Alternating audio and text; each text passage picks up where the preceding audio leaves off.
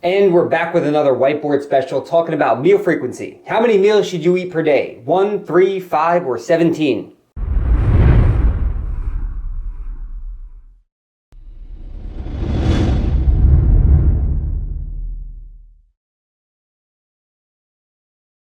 Alright, so as you know from previous whiteboard videos here on the channel, we keep the information quick, simple, and easy to understand. I'll start by saying I did not make up this information. I got a lot of it from someone who I look up to in the industry, Lyle McDonald. Number 2, this video has nothing to do with intermittent fasting. I can do a separate video on that if you guys are interested. And number 3, it all comes down to personal preference. So if at the end of the video you conclude that you should eat 4 meals a day because I said that was the most optimal, but that doesn't fit into your schedule, then throw that out the window because it's not realistic and it's not sustainable for you. So you have to find meal timing and meal frequency that works for you personally so you could stick to it. But let's get into the video. So we have meal frequency, the thermic effect of food, 10%. What does that all mean?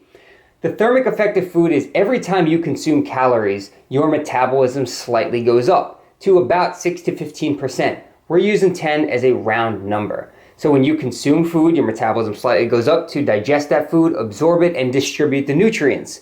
So we've been told that the more frequently we eat, that's why we hear eat 6 times a day, smaller meals, you'll raise your metabolism, you'll be a fat burning furnace, and you'll burn tons of calories, right? Wrong. Let's talk about why that's kind of a misconception. So we have person A, person B, and they're each consuming 1,800 calories. I know not a ton of calories, but there's females, there's people who are cutting. Not everyone diets on 3,000 calories. So we're going with 1,800. This works with any number. So just for the sake of the video, 1,800 calories. Person A eats 6 times per day, 300 calories per meal. So they spread out their meals into 6 separate meals, and each one is 300 calories. The TEF is around 10% per meal, as we talked about before, and 10% of 300 calories is 30.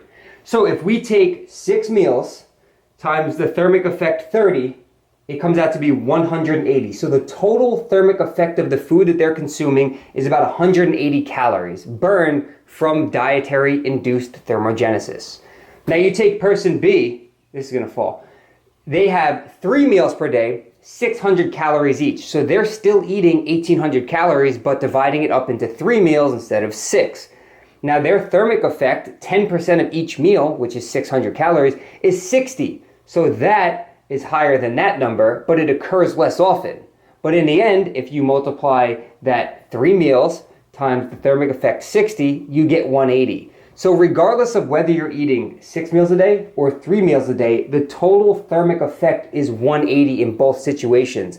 So it's not really about how many times per day you eat because it all comes down to the total calories you're consuming throughout the day. So in terms of body composition, meal frequency is not really the most important thing. Now, I'm not saying that you should eat just 1 meal per day. I'm not saying you should eat 15 meals per day. What I'm saying is you have to do what fits into your schedule, and I just want to dispel the myth that you have to eat 5, 6, 7 times per day because it's not realistic for some people, and a lot of people tend to stress out about that because they're trying to cram meals in on their lunch break at work, maybe in between classes because they were told they should do so, but it's just not realistic for them. So no, you don't have to eat 5 or 6 times per day. If your calories are higher and you need to get those meals in, sure, eat more often, you might feel better. But let's take, for instance, someone who's maybe only getting 1,400 calories per day. You have a really small female who's dieting for a show.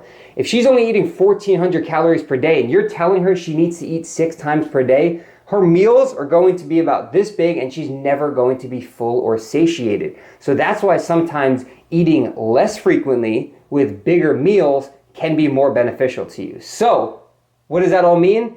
It all comes down to personal preference. Like I said, don't stress too much over the thermic effect, over percentages, over your metabolism fluctuations throughout the day. That is micromanaging things. Look at your overall calories, look at your overall total macronutrients, and focus on hitting those and make adjustments when necessary. It's really as simple as that. Try not to complicate it by how many meals do I need in order to get the optimal body composition, because that's overthinking it and will likely lead to you stressing out and giving up. So in closing, as I said earlier, it all comes down to your personal preference. I hope this video was helpful for some of you. If it was, feel free to click that thumbs up button as that really helps this channel out. And if you have other ideas or suggestions for topics you would like to see in the future, leave them down in the comment section below and I'd be more than happy to get around to them. So thanks again for watching, everybody. I appreciate it. And until next time, we'll see you all in the next video.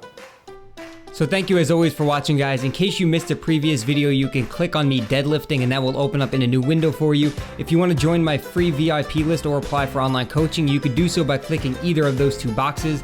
And if you have not subscribed yet, make sure to do so before you go. So thanks again, guys, and we'll talk to you in the next video.